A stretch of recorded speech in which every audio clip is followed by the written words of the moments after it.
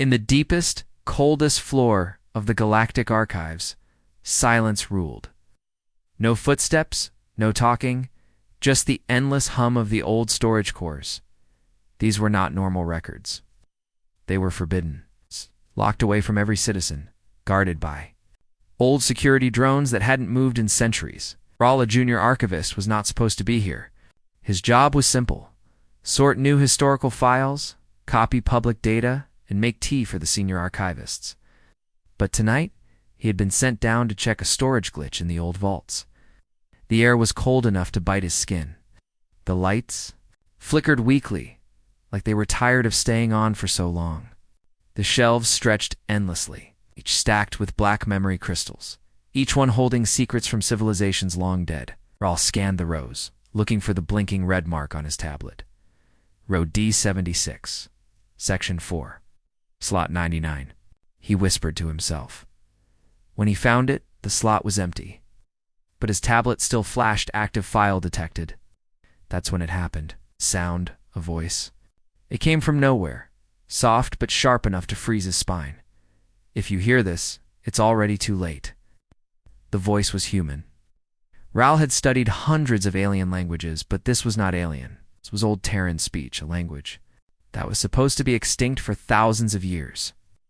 He looked around. No one was there. The old security drones didn't even move. The voice repeated, but slightly distorted this time, as if the speaker was fading away. If you hear this, it's already too late. Raul's tablet went black for a moment, then flashed a warning. Access restricted. Ghost Protocol. Humanity. He had never seen that term before.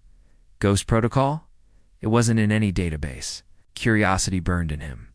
He tapped for more info, but most of the file was redacted. Entire sections replaced with thick black lines. The parts he could read sent a chill through his bones. Human status vanished. Time of disappearance unknown. Warning, their presence remains. Raul frowned. Vanished. Presence remains. Before he could think more, the tablet screen flickered again, this time showing a star map. It was unmarked, unnamed, but Raul recognized the area from old navigation charts. It was a dead system. No planets, no stations, no life. The map flashed only once, then vanished. And that's when he noticed something else. A shadow moved between the rows. It was not shaped like any alien he knew. Raul's heart pounded. His mind screamed at him to run, but his legs felt heavy. The shadow stopped, as if listening, then slowly turned toward him. Its outline was human. The lights flickered hard, and when they came back, the shadow was gone. Raul stood frozen, gripping his tablet. Somewhere deep in the vault, the voice spoke again. This time it sounded closer. If you hear this, it's already too late. Iwana can now create Part 2, The Ghost in the Dead System, where Raul decides to trace the coordinates, leading to the first real encounter with what the archives warned about. This will keep the suspense and pacing strong for your audience. The Ghost in the Dead System. Raul didn't sleep that night. Every time he closed his eyes, he heard it again. If you hear this, it's already too late. By morning, he had made his decision. He was going to follow the star map. It was dangerous. It was foolish. And if the senior archivists found out, he could lose his job. Or worse. But Raul couldn't stop thinking about the voice and the fact that it was human. Humans were gone. Every record said so. No one knew why. Some said they destroyed themselves. Others whispered they went somewhere else. But no one had ever claimed to hear one. Raul booked a small survey ship under a false request for Meteor. Mapping. He didn't tell anyone where he was going. Kept the coordinates hidden in a locked file on his wristpad. The journey took to standard days. The system was just as he remembered from the old charts, lifeless. A dead star floated in the center, its light long gone. But as his ship drifted in, his sensors began picking up something strange. Not signals. Not life. Whispers. At first, he thought it was static. But when he boosted the audio, the sound became clear. Voices. Not one. Many layered over each other. All speaking in the same human language from the recording. His translator struggled to keep up. but a few words came through. "Turn back. They are watching. Too late." Ral's skin prickled. Then his proximity alarm screamed. Something was in front of him. It wasn't a ship. It wasn't an asteroid. It was a shape, almost invisible, like heat waves on a summer day, floated silently, blocking his path. He tried scanning it, but every reading came back blank. No matter how hard his ship's sensors worked, it was as if the object refused to exist. Then, without warning, his lights dimmed. Power readings dropped. The ship's systems flickered, and every screen turned black except one. The main display lit up, showing a face, a human face. It was pale, eyes too dark, staring directly at him. When it spoke, the voice was the same one from the archive. "If you hear this, it's already too late." This time it added something else. "They know you are here." Before Ral could react, the ship jerked violently, pulled by something unseen. Ow. The stars blurred. His controls were dead. His heart slammed in his chest as alarms blared, and then everything stopped. Outside his window was something no chart had ever shown. A station. Massive, silent, drifting in the dark.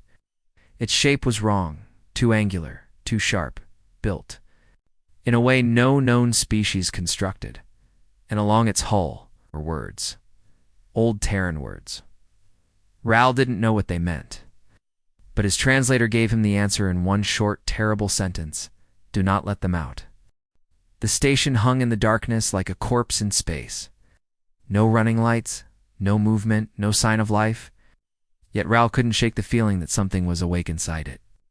The warning painted across its hull, "Do not let them out," burned in his mind. Them.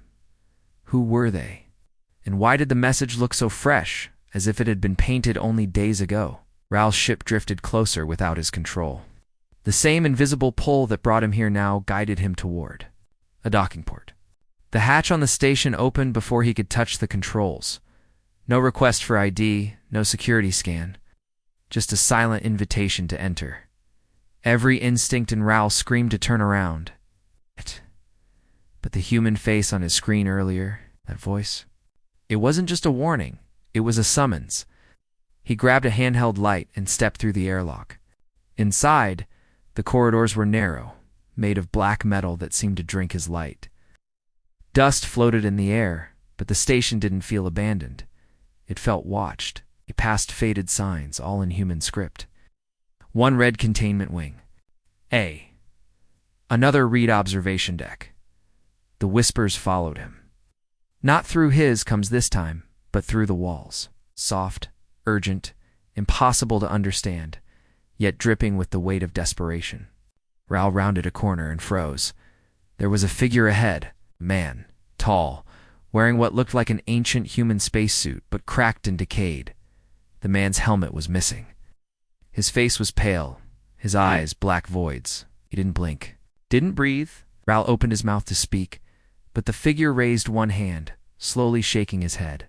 A voice, cold and hollow, filled Ral's mind without passing through his ears. "You shouldn't be here." Before Ral could respond, the figure stepped back into the shadows and vanished, as if the darkness swallowed him whole. Shaken, Ral followed the corridor until it ended at a massive door. The label above it read, "Containment Level, Omega." The door's panel was cracked, flickering, but still operational. As Ral approached, it lit up with a single question in glowing red letters. "Do you wish to release them?" Ral stumbled back. His heart raced. Whoever they were, this entire station, this grave, was built to keep them inside. Before he could move, the lights all around him went out. In the pitch-black silence, the whispers became screams. Something was moving in the dark, fast, and getting closer. What the station was holding, darkness swallowed Ral whole. The air around him was cold, too cold. The screams in the dark didn't sound like just one voice. It was thousands. All tangled together, all begging, warning, pleading. Flashlight flickered back on for just a second, enough to show. Movement ahead. Something long and thin slid around the corner, too fast to see clearly. Then the voice returned. It's not the whispers. not the pale man. This voice was deep, heavy. It didn't sound like it came from a throat at all. You heard? The call. That means the lock is failing. Raoul's hand shook. Who's there? The voice ignored the question. When humans fell, we locked away what took them. We became the wardens. But the wardens are gone now, and I am all that's left. Raoul's breathing quickened. What's in there? The voice almost sounded amused. Not what? Who? The massive Omega door shuddered. Something was pushing from the other side. The metal groaned. The cracks in the panel glowed faintly, not with light, but with shifting shadows that moved like liquid. Ow. The pale man appeared again in the edge of Raoul's vision. His black eyes fixed on him. You don't understand, the man's hollow, voice said. They aren't human ghosts. They're what's left after humans die. Raoul froze. Ghosts? The man's head tilted. Not spirits, not memories. The mind, the rage, the will to survive. It lives on, and it's hungry. The door thudded, louder, stronger. Dust rained from the ceiling. Raoul backed away, but the station's lights suddenly flared red. Sirens wailed. The control panel beside the Omega door displayed a single countdown, 0 hours, 5 minutes, and 0 seconds, 5 minutes, until the door opened. Raoul slammed his hands against the panel, trying to stop it. How do I shut this down? The pale man's voice echoed. You don't. The only choice is weather. You're here when they come out. And then he was gone again. The whispers turned into laughter. Not cruel laughter, but the kind you hear from people who know they're about to be free. From beyond the Omega door came the faint sound of footsteps. Not one set, not dozens. Hundreds. The voice in Raoul's head, the deep one, returned one last time. Run, little archivist. Run, before you see what made the galaxy fear your kind. The countdown hit 0 hours for minutes and 59 seconds. The numbers on the screen kept ticking down. 0 hours for minutes and 12 seconds. 0 hours, 3 minutes and 59 seconds. 0 hours, 3 minutes and 45 seconds. Raoul's heartbeat was so loud he could barely hear the alarms. The Omega door was shaking harder now. Each slam from the other side sounded like a building collapsing. Metal wasn't just denting, it was warping. He ran for the elevator, but the control panel was dead. No power. No escape. Trapped. The whispers from beyond the door grew sharper. Words started forming in them. At first it was nonsense. But then Raoul realized they were speaking in a language he had never learned, yet somehow understood. We smell you. You woke us. You're coming. 0 hours, 2 minutes, and 58 seconds, the pale man appeared again, this time right in front of him. His skin seemed even thinner, his voice more urgent. If you're still here when it opens, you won't be you anymore. Raoul swallowed hard. Then help me. Ow. Do I stop it? The man shook his head slowly. It's not a lock, it's a prison. And prisons always fail, eventually. Then, like smoke, he faded away. 0 hours, 1 minute, and 17 seconds. The metal at the center of the Omega door split. Not a crack, a tear. Through it, Raoul saw something impossible, a swirling darkness that looked alive. It didn't just move. It reached. Cold air poured through the tear, carrying with it a scent like burnt metal and something faintly sweet. His stomach churned. Then he saw them. Hands. Human hands. But too long, too sharp at the fingertips. And pale as bone. 0 hours, 0 minutes, and 3 seconds. 0 hours, 0 minutes, and 2 seconds. 0 hours, 0 minutes, and 1 second. The Omega door roared open. Out darkness spilled into the corridor, not like shadows, like liquid. Dozens of shapes crawled and walked and twisted their way out. At first glance, they were human faces, eyes, mouths. But every expression was wrong. Too wide, too still, too hungry. And when they saw Raoul, they smiled. The whispers were no longer whispers.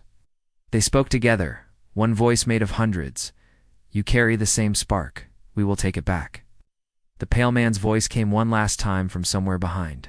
Raoul, quiet, resigned. Now you know why they called them human ghosts. And then the darkness rushed forward. The last recording Raoul's ears rang. The world was nothing but darkness and cold. Something grabbed his arm, a grip, like ice but strong as steel. He tried to pull free, but it pulled him into the black.